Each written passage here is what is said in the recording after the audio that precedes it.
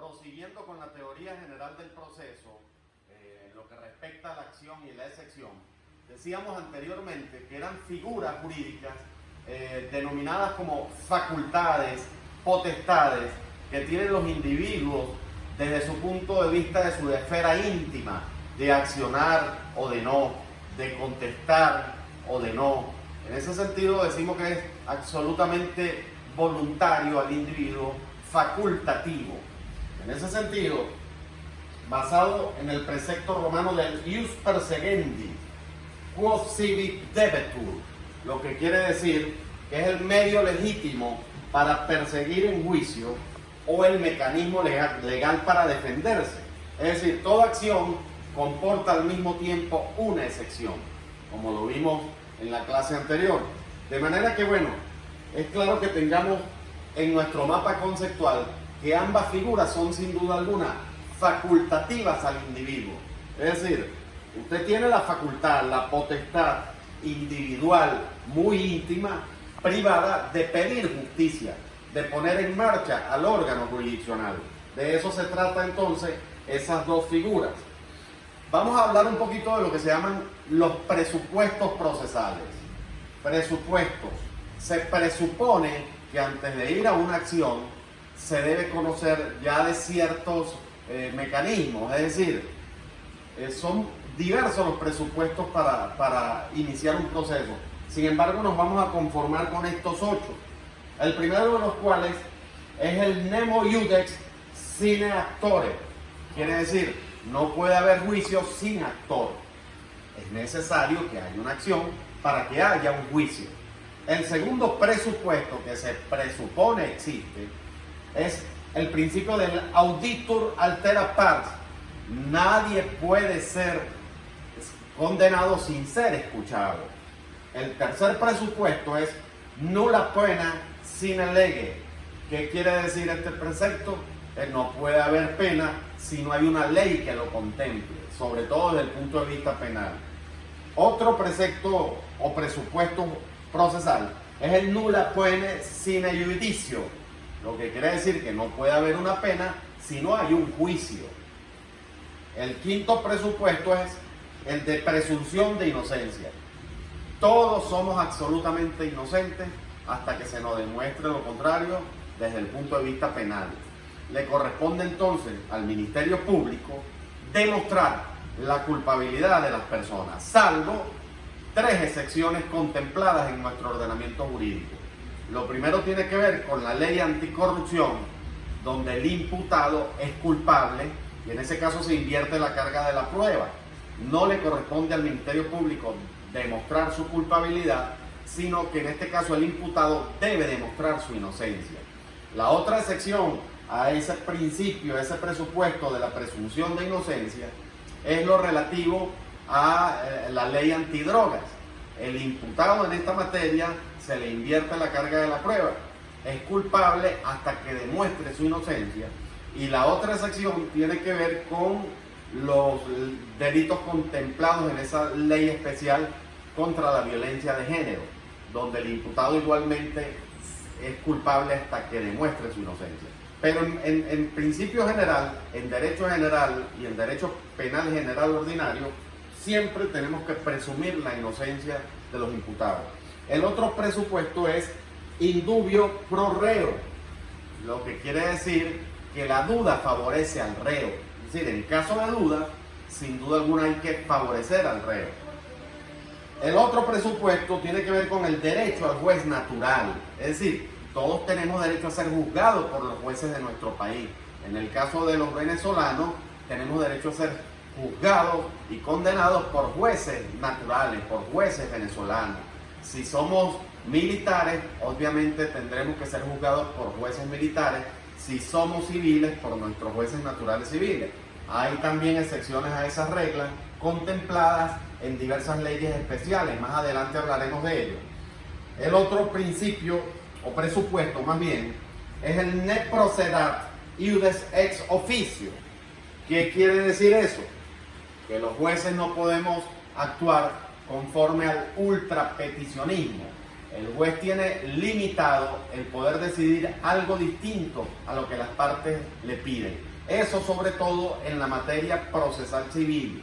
En la materia penal, el Ministerio Público tiene ciertas facultades inquisitivas, acusativas, y lógicamente el juez inclusive pudiera ir un poco más allá de lo que la visión holística le permite. En materia civil, el juez no puede ir más allá de lo que las partes indiquen en su libelo, en su acción y en su excepción. Vamos a hacer una pausa y continuamos con los principios procesales. Una vez revisados los presupuestos procesales, nos corresponde entonces hablar de los principios procesales. El primero de ellos es el principio de contradicción. Es un principio que lo vimos inclusive en la lógica jurídica al comienzo de la carrera, que no es más que dos versiones de los hechos, dos posiciones distintas. Por supuesto, audiencia bilateral, dos posiciones encontradas, acción y excepción. Por eso es fundamental que se tome en cuenta este principio de la contradicción. El segundo principio importante para nosotros es el de publicidad. Es decir, las partes tienen conocimiento público de qué fase se encuentra el proceso.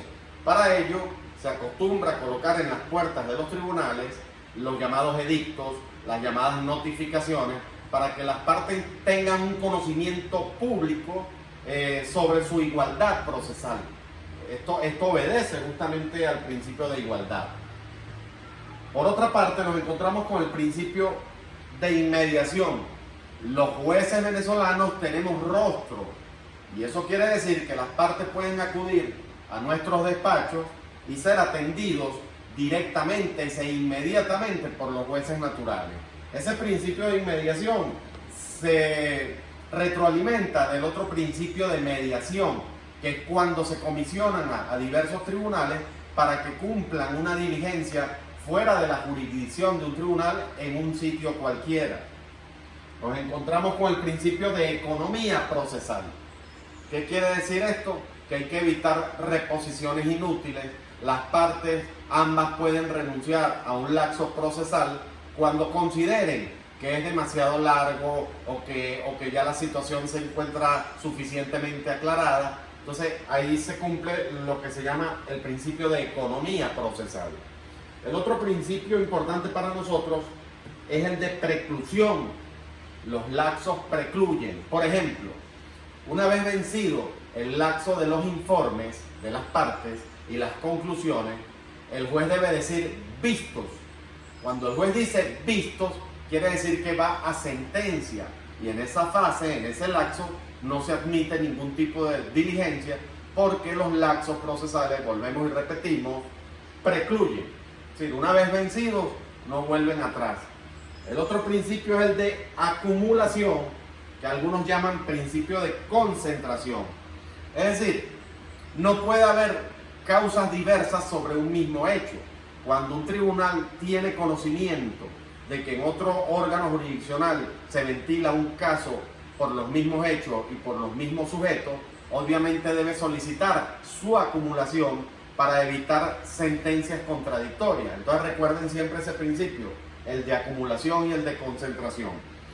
Y el otro principio, de los muchos que existen, nos vamos a conformar con estos 7, es el llamado principio dispositivo, que tiene que ver con el presupuesto anterior del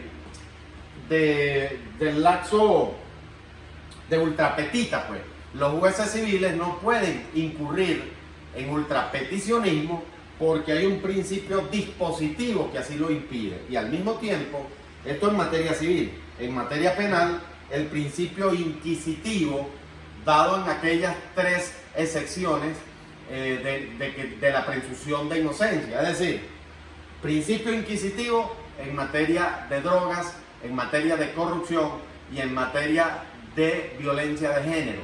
¿Qué quiere decir esto? Que la carga de la prueba le corresponde en este caso a los imputados. Entonces, ya para finalizar, yo les voy a recomendar ampliamente que estudiemos esta figura muy en boga en los últimos tiempos, muy polémica en el procesalismo internacional, que tiene que ver con el activismo judicial. Eso es una referencia que hace un tratadista italiano, Norberto Bobbio, sobre los jueces como creadores de derecho. Eso, por supuesto, contravendría lo establecido en el principio dispositivo. Norberto Bobbio, entre otras cosas, argumenta de que en los años sucesivos el Poder Judicial tiende a convertirse en el poder supremo de los clásicos poderes, pues, por encima del Ejecutivo, por encima del Legislativo. Y vaya si en Venezuela en los últimos años no hemos dado una demostración de un excesivo activismo judicial, cuando justamente es el Poder Judicial el que dirime las controversias de los demás poderes. Cuando hay diferencias en el Poder Legislativo con el Poder Ejecutivo, siempre es el Poder Judicial el que termina resolviendo la controversia. De manera que es muy importante que revisemos esa figura del activismo judicial propuesto por Norberto Bobbio, recientemente fallecido. Muy bien, con esto damos por concluido nuestro tema en el día de hoy y espero y quedamos abiertos para sus interrogantes, para sus acotaciones y para sus aportes. Muchísimas gracias.